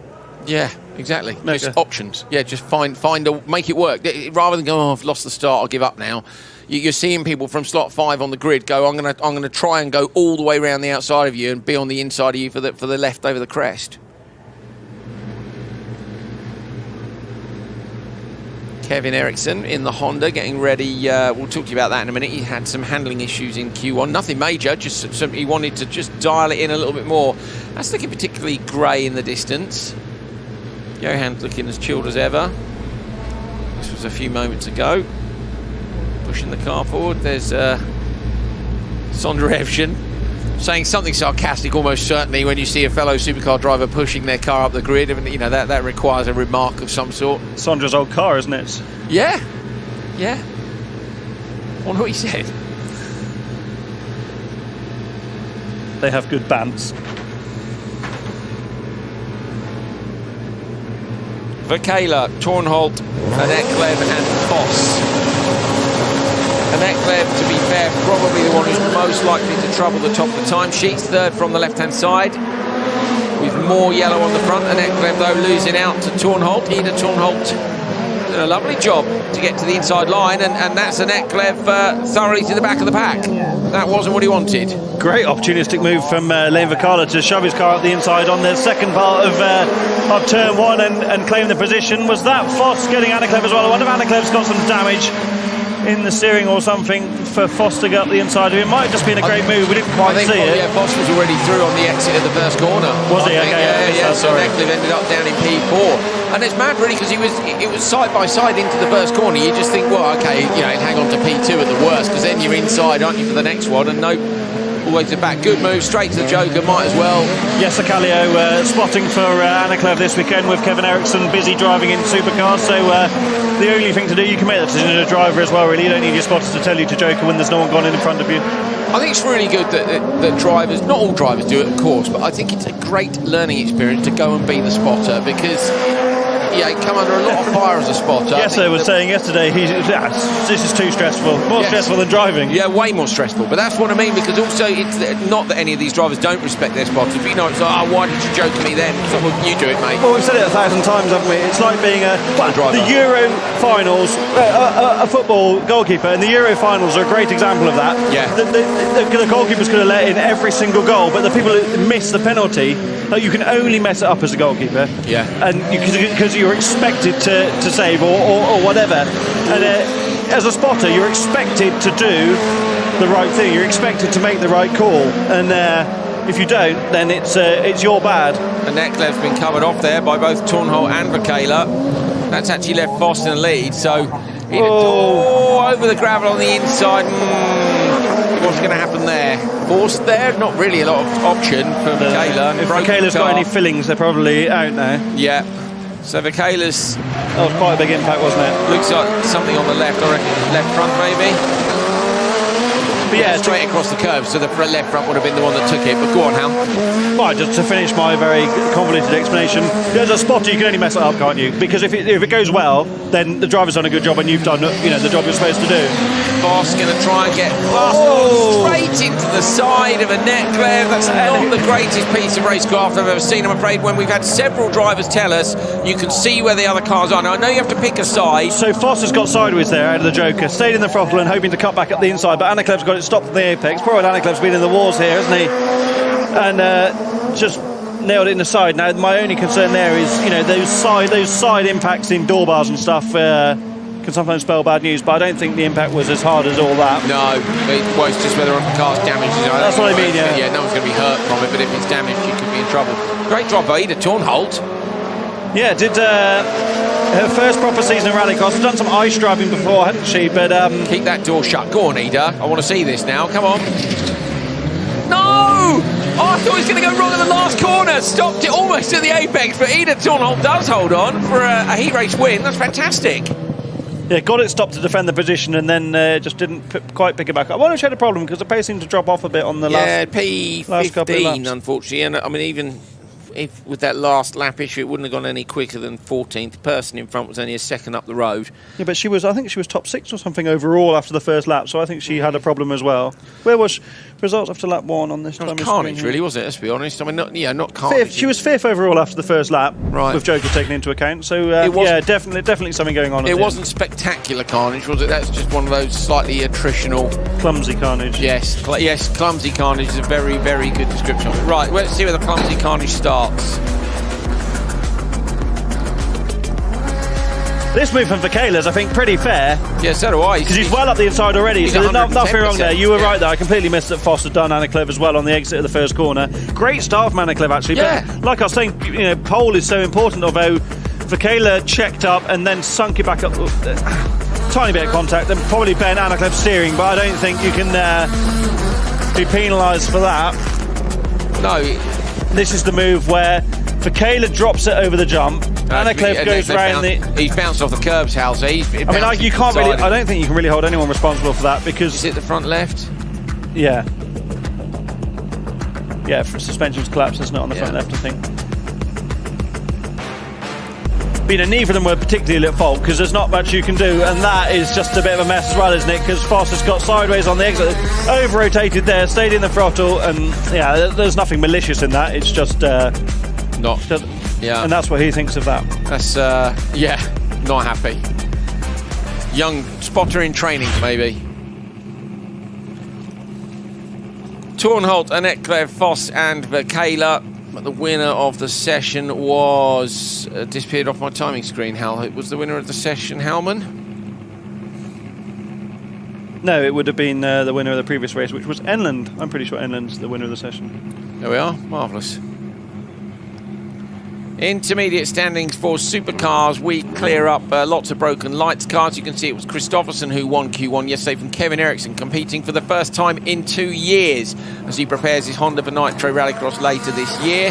Philip German, first outing in the Audi, is in P4. P3. P4 is Sondra Evgen, who's fighting for second place in the championship with McConnell, who's down in 6th, and Hedstrom separates them. Hedstrom on his first outing in the Hyundai. So quite a lot of supercar stories. We've got Daniel Toren down in 9th, is back after a back injury. We had Lars Anderson back after being dizzy for 6 weeks, having utterly binned his car in Holliers. And he's trying to find his confidence again here. Fraser did say, didn't he, that where he was, being 6th, at least stuck him on the inside line. Wonder how we're getting on with those recoveries out on circuit, if we've got much left to do or not. There's Tommy looking chilled. Saw Tommy's house yesterday, didn't we, across the lake?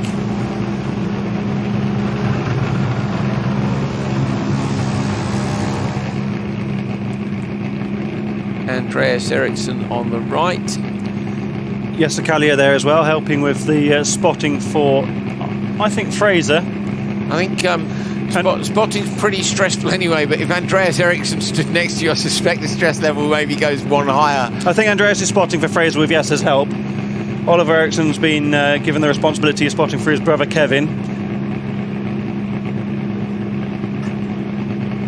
There he is, hiding behind a post, not really working out for him. There's the post.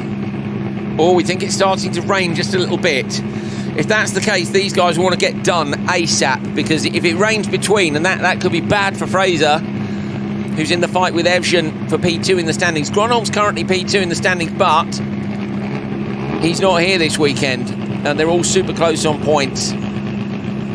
I think we must still be shoveling the car up or waiting for one of the trucks to leave the circuit. Yeah, there's lane for Carlos' car going back in the background. And that's of course, it's a misconception that it's a tyre warm, really, when they spin the wheels for the practice start. It's more of a tyre clean. Yeah. But of course, any temperature you've got is now gone, or at least going. So they want to get this. And look. Oh, and the umbrellas are going up. Umbrellas are going up fast. People are making a run for it. It's windy and wet. Is that pouring with rain? I think it is pouring with rain. No way. Okay, now we're on for it. So it is absolutely pouring with rain. The wipers are on the World Champions car on pole. Green flag goes up. They're going to be thinking, cheers, 2-3 minutes ago. If it hadn't been for the carnage, this would have been a nightmare for the rest of the supercar runners, because these guys would have gone already. But the fact the Lights had such a terrible run means that I think they're all going to face pretty similar conditions. They'll all be on slicks, I'm almost sure of that. Oh, great start from slot number 4 for Evsham, but Chris Thompson got it done towards turn 1. Ericsson's got the inside line now. German ends up down in P4. Ericsson gets on the handbrake trying to put a nose up the inside. Chris Thompson, he's done it. Chris Thompson's run a little bit wide. Gonna have to watch the wall on the outside line. Ericsson gets sideways over the jump. Chris Thompson looks towards the inside line, hops up on the curb, finding the traction, looks to the inside. German also trying to find a way past Chris Thompson. Evsham alongside. Sounds like Hedstrom's got away really late. He's just come past us, I think. Maybe not, though. Could be them coming over the back. Chris Thompson now over the top of the crest. Looks on the gravel on the inside. Gets in the door of Ericsson. Oh, Ericsson sideways over the curbs to Chris Thompson. Oh, cheeky little look up the inside. I hope Ericsson hasn't pushed the tyre off, but he's having a good go now. Looking over the curbs himself. How they're just feeling for grip. They don't know what to do. Is Chris Thompson going to go joker? No, German goes this time. Now, finally, they've done a lap. They might have some idea. Now, Chris Thompson looks, and again, he can't quite find enough. Johan was just a little bit too patient in the first corner, wasn't he? I thought he'd done exactly the right thing by getting it checked up early, but Kevin managed to sink it back up the inside. Kevin's on a mission here. Yes, he's developing the car, but also he wants to prove how good he is and how much he's learned with car development over the last couple of years. Johan was all over him on the first lap, but now Kevin's just putting a little bit of a gap. That first lap was so important. Now the sun's back out. The rain stopped. That first lap was so important in learning about the conditions. They had no idea. Now they've got so much more knowledge about where the grip is. I'm not sure there is any grip. I mean, they're hooking up. Look, it's dry. It's almost like it's raining on the start-finish line and driving that. That's 500 metres. It's not Le Mans. No, it's mad, isn't it? And again down here now, Oliver Ericsson moves position. The umbrellas are going back down in the crowd. Into the joke lap goes Evsham. German sticks to the standard lap. Looks to me like Chris Johnson's got better pace through that last corner, but there's nowhere to go because the Honda's parked right in front of him. So German, Evsham, Hedstrom have all joking in the background. Is German now ahead? But German's 1.9 behind the race leader, having already jokered. He's getting gapped a tiny bit as they come out of turn 2. Great decision from his spotter to joke on the first lap and get out of the traffic. You think it's close enough? It could be done, couldn't it, with 1 point? But then, of course, extra exit speed. He looks to me like he's closing the gap, Hal. His first weekend in this Audi, this EKS JC Audi that he's driving for the first time this weekend and looking to use next year, had some real problems with his Polo, didn't he, from the first part of the season. Now he's on an absolute mission, feeling really comfortable. He's driving really tightly. You could see Kristoffersson and Ericsson were both having to... And Kristoffersson goes late joker. Johan Kristoffersson goes in now. He's going to use the handbrake on the entry for the Polo. Going to try and get German on the exit. Evsham's going to be there too. Goes around the outside of Evsham, but can't get past German. So this is now German versus Ericsson for the win in this one. Look at German, the car looks great. He's looking really comfortably. He hasn't been monstering the curbs like everyone else. This is going to be a really difficult joker merge for Kevin Ericsson as well, because the three behind are so bunched up. The gap to Philip German was 1.1 last time around, last time they crossed the start-finish line, so he's definitely going to lose the race lead. But where's he going to slot in, because there's going to be two other cars right behind the Audi. Up over that little bump at the back. The sun is now shining. How long is the tyre going to take to dry? Enzo Eady's in the final race of this session. You've got McConnell in the next one. What tyres are they on? What settings have they got? This is absolutely thrown everything wide open. Ericsson looked like he wasn't going to joker. It's the last lap. He's going to run himself down. He's got a problem. Ericsson has a problem with the joker. He's broken the car. German takes the win. Kristoffersson gets P2. Evsham and Hedstrom and Ericsson has broken the car. Or has maybe got it looked like it to me, unless he just had a stall mid-corner. Last minute change of direction. I don't know what happened there, Hal. I think he might have broken it on the curb on the right-hander before you come into the last corner. He was taking some monster cuts the whole way through the race. You're allowed. It's one wheel on in Rallycross, but monster cuts. Let's watch the first corner again. A lot of wheel spin. Peter Hedstrom caught up a massive amount by the end of the race as well. Ericsson Christopherson had a pretty... Look at the rain at the start, Andrew. You're sorry, you said how good Hedstrom is in the wet. Look how far back he is at this point, and yet he ends up on the back of the pack. I thought Christopherson got it done here, but he just doesn't quite get it stopped enough. So you see the brake lights flicking on and off and on and off. Ericsson gets on the curb and just gets some good drive out of the corner. Forces Johan a little bit wide. German's sensible to tuck in behind. Side by side, that's where Christopherson gave Ericsson a nudge over. Car looked good on the landing, Ericsson's car.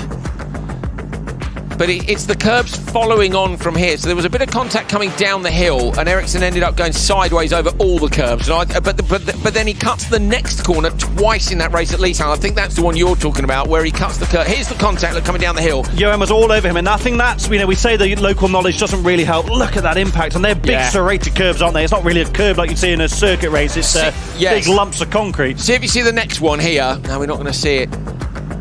That's in the hairpin. Look at Christopherson trying to find a different route. I think Johan's local knowledge is so useful in those conditions, isn't it? You know, in equal conditions, not quite so bad. Right, what's happening here, Hal? So this is Johan Jokering. He's decided to... Yeah. He's so good. His car positioning is so exceptional, isn't it? Couldn't get past German. Does get round Evshin, look. Just. Thank you. I think he was going to look inside, then realise you can... Right, here's Ericsson. Look, he looks like he's going standard lap. Then changes his mind unless something's broken. Gets on the handbrake. Does he then... And then as he goes over the curbs, it's difficult to see from there, but the gravel's so loose off the line, isn't it? Oliver's not particularly pleased about that. Of course, Oliver had a terribly disappointing result here last year, didn't he, with 2 punctures in the final. Oof. Wasn't really expecting that. German from Christopherson, Evgen, Hedstrom and Ericsson. Philip, wow, a race win ahead of some legendary drivers there on your first weekend in the Audi. How are you feeling? I'm feeling over the moon, that's for sure. The car looked great in that last race. It rained just when you guys were on the line. I take it you were on dry tyres and probably dry setup. I mean, how was it? No, it was really slippery, but I just tried to hold the inner line and just follow the curbs around the corner. So yeah, this is a car that really suits me as a driver, so I'm so pleased over this per case of this car. Absolutely brilliant. Very quickly, do you think the track's going to dry up any more or not? I believe it's going to dry up now further, so yeah, we had a bit of unluck over that, but I'm pleased over this heat win. You should be, mate. It was a brilliant drive. Well done. We'll see you later. Yeah, thank you.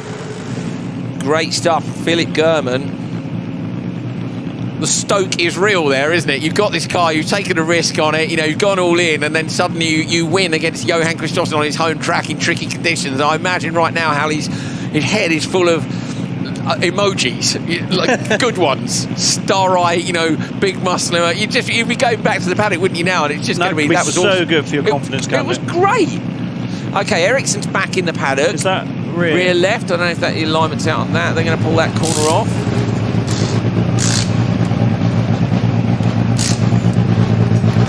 I think that's towing out quite a bit. Yeah, it doesn't look quite right from a geometry point of view, does it? He was making some changes, Kevin. We didn't talk about it in the end because the weather was so bad. Oh, but it's hot in there.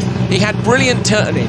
He said, but I haven't got enough grip on the rear. And I said, well, have you got too much on the front? He said, I don't want to lose the front because the front's great. He said, I want to find more grip in the rear. And it was on entry, Hal, wasn't it? He said they were going to do some chassis work on it. So looking at the rear, maybe it's a loss of drive, Hal. It could just be one drive shaft that's gone, and then obviously that means the car doesn't behave as you expect it to on the throttle or the brakes, really.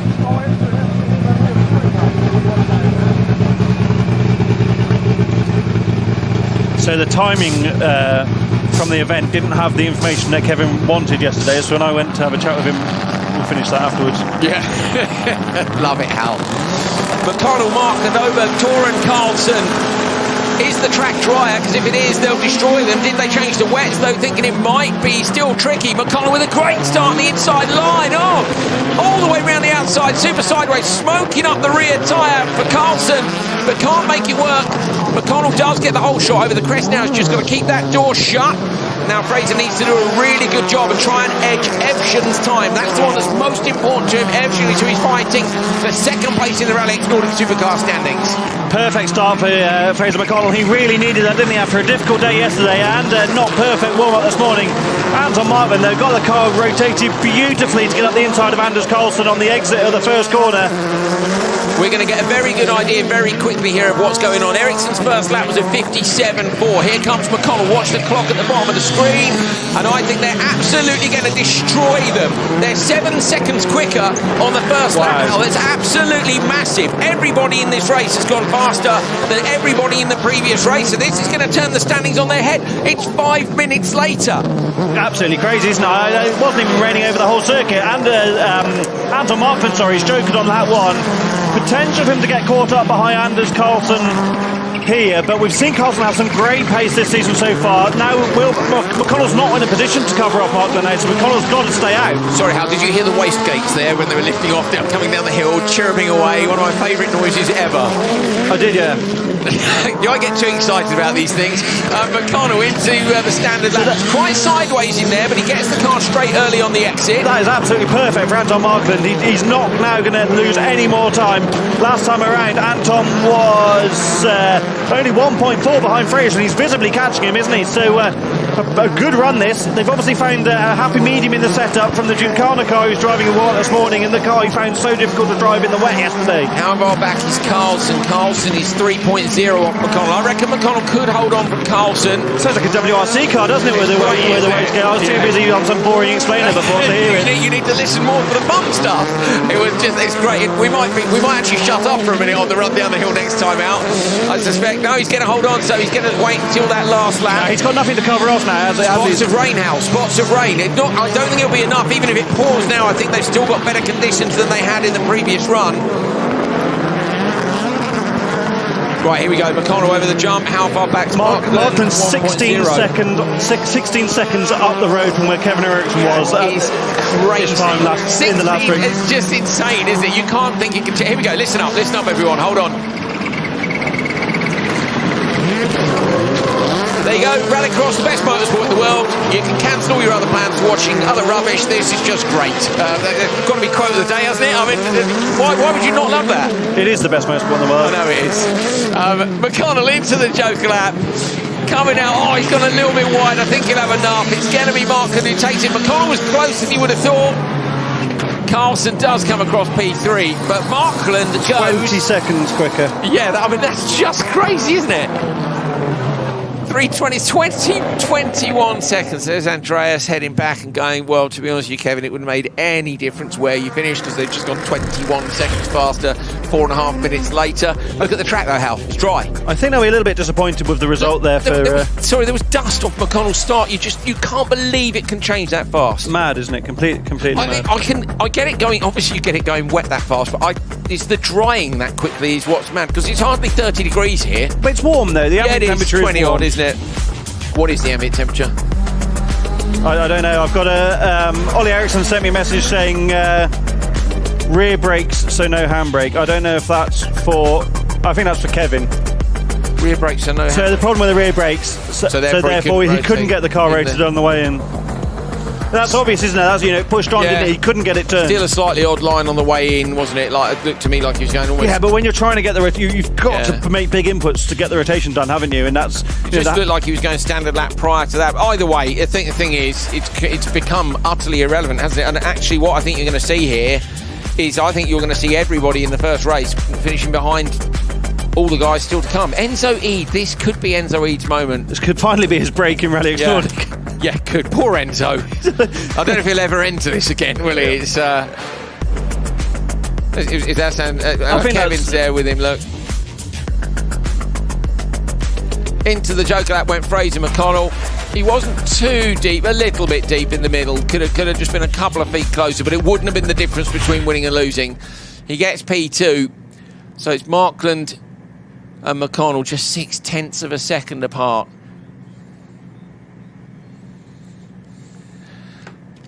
Anton Markland, you better come up to the commentary box a bit more often, mate. It seems that we're your lucky charms. Yeah, it seems like it's a good idea to spend the morning together with you. No, it was very much mistakes, so I need to come back to you, and you have to teach me how to drive without the mistakes. But yeah, I'm happy to be here racing again. It's not been that much racing for me, so just enjoying the time. We have had some hard times yesterday to get up to speed, and with the rain coming now right before Q2 made things a bit interesting, but we kept it cool and won the race, so that's good. 21 seconds faster you went, so yeah, well done, mate. Great job, and we'll see you for Q3 later. Well done. Yeah, I mean, we had the rain yesterday and they had the dry, so today we had the dry and they had the wet. So it's equal now, and let's focus on the rest of the weekend. TQ for Markland. You're welcome in the comment shops later if you need that luck, mate. See you later. Thank you, Andre. Bye, mate. Bye. Anton's a ledge, isn't he? What's going on in OMC there? So Fraser, a lot of arm waving from Andreas. It's pretty typical. Who's messaged now? How many WhatsApps have you got today, Hal? Well, I've muted the FWRC group, so it's not quite as not quite as many messages about EAP. But I do wonder how Craig Green's going on. The amount of stick that Hal's friend sent him for that yesterday was epic. Eid, Gear, Michalak, Anderson. Come on, Enzo, make this one work. So off the line properly, needs to keep Michalak behind, and obviously Anderson as well, and now he's got to keep a cool head. We know he can do the lap times. His teammate in the World Championship, Kristoffersson, has said he can do the lap times, but he's got to nail this one on. Come on, Enzo, dry conditions. Could this be a session win? He's been so unlucky in traffic this year in RallyX Nordic, hasn't he? He's just ended up in the wrong place at the wrong time and getting pushed about a little bit. Now, like you say, Andrew, he's got a clear track in front of him. Realistically, these guys aren't about to close on him, I think, in a fair fight. So yeah, I'd love to see him. No disrespect to Anton, but I'd love to see Enzo at the top of the timesheets. Enzo actually took a session win, believe it or not, all the way back in Nice that weekend. You know the old how it started, how it finished. Well, how it started was a session win. How it finished was him firing someone off in turn 2 because they'd hit him about 8 times. He'd had enough. We were really impressed with that, weren't we, Hal? Because it was basically, he said, don't mess with me because I will just lose my temper in the end. And sometimes as a driver, you got to put a marker down and say, you're not going to mug me off by just running me off the road. I can't remember who it was. Can you? Was it? Who did he had all the contact with? I think it was Dennis Romer, wasn't it? Ah, okay, right. But yeah, I think it was Dennis disqualified in the semis at the second round of Nice. But come on, Enzo. We want how it started to be the start of the finish season win. We want how it finished to be the end of the season session win, and it could of course lead to an even better performance than that. He is capable of winning this event. If it went his way and he gets a front row start, Enzo could win an event in Nordic, and he'd love that. Got to keep it perfect. Take nothing away from Sondre Evian or anyone else he's driven with in EKSJC, but or Matthias Ekström or anyone that's driven those cars. But now, you know, Enzo in the World Championship is working on the data with Johan Kristoffersson. There isn't a better man competing at the moment to do that with, so he'll be learning all the time, and it's just about putting that all together. At the moment, he is currently fastest after the second lap. He's Mark got the Joker to do, obviously, but Mark joked early, didn't he? Mark of course, yeah, joked on lap 1. So we're not going to see that overlap, I think, until the end.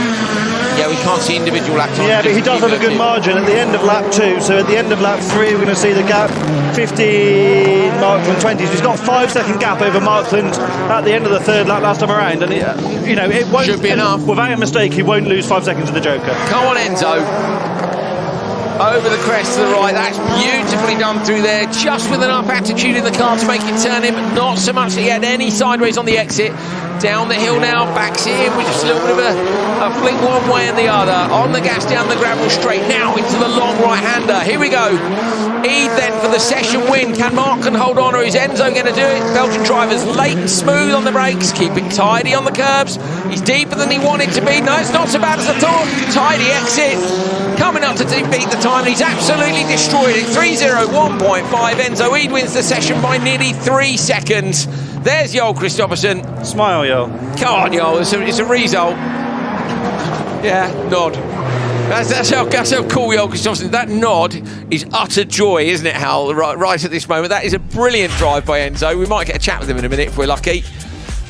There isn't a man in the paddock that has more feeling for how his team gets on than Joel Kristoffersson. Philip Guillem got left on the line there, did he? Or did he? No, he didn't. Sorry, I was so busy looking at Enzo. No, but at the front. He did get left on the line. Yeah, I'm right, yeah. Enzo was sideways off the line, wasn't he? Really sideways. RPM maybe just a touch too high. So difficult in these conditions when you don't know what the grip level's going to be, and you always, personally, I would always go for more wheel spin than it bogging. Well, that's what happened with Fraser yesterday. He said they were looking for the perfect start and they didn't get it, and that's what he meant this morning, wasn't it? When he said, difficult in Q1 to do that, isn't it? Yeah. It's instead of looking for perfect, just go one click up and accept that you might not get perfect, but you're not going to bog. So you want, basically, it's perfect, bit of wheel spin, bog, in that order are the things you want, aren't they? And unfortunately, you gamble on perfect or bog if you're going for the perfect start. Yeah, bit of wheel spin is the safe start. Yeah, and when I raced a supercar last year, that's what I always went for the bit of wheel spin, just like it is safe. And he was pleased. He was very pleased.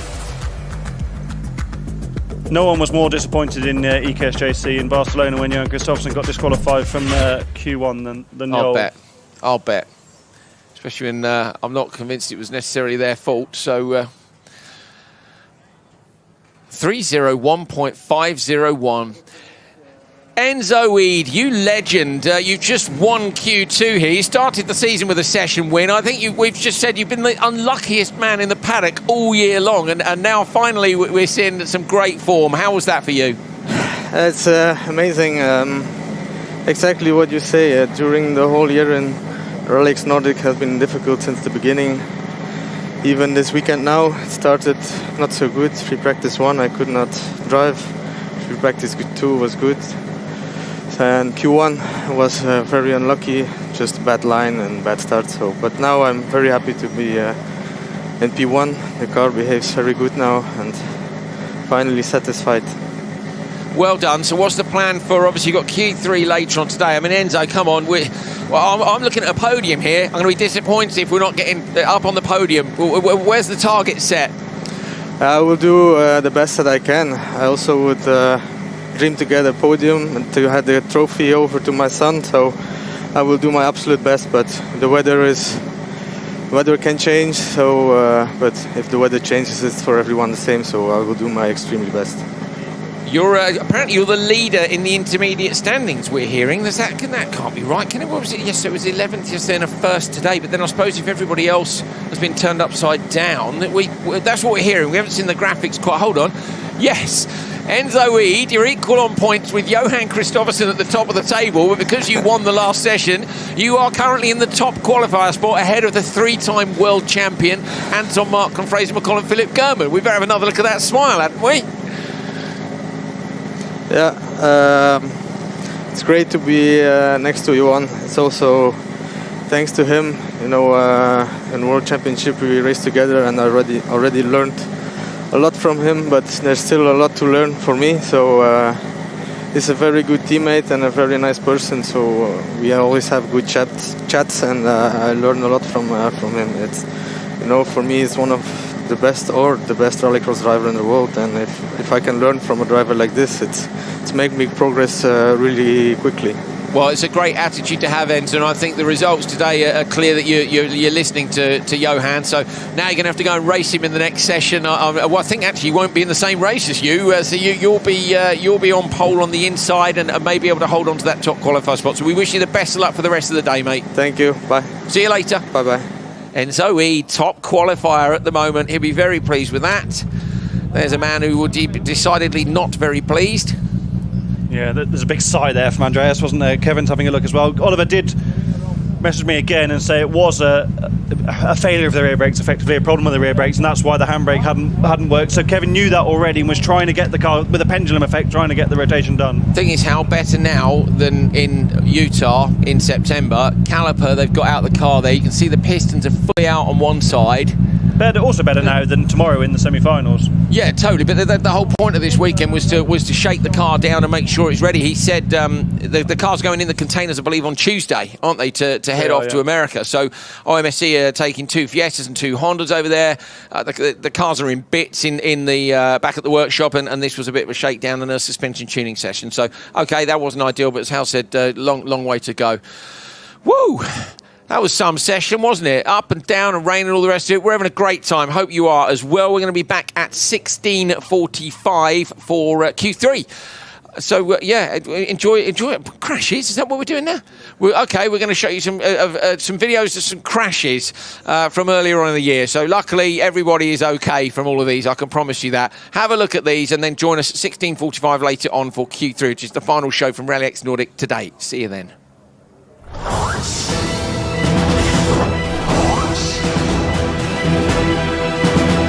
So McConnell stays out for another lap. Let's check the gap between McConnell and Eden and see how far back Enzo Eden is. Then we can track that over the next couple of laps.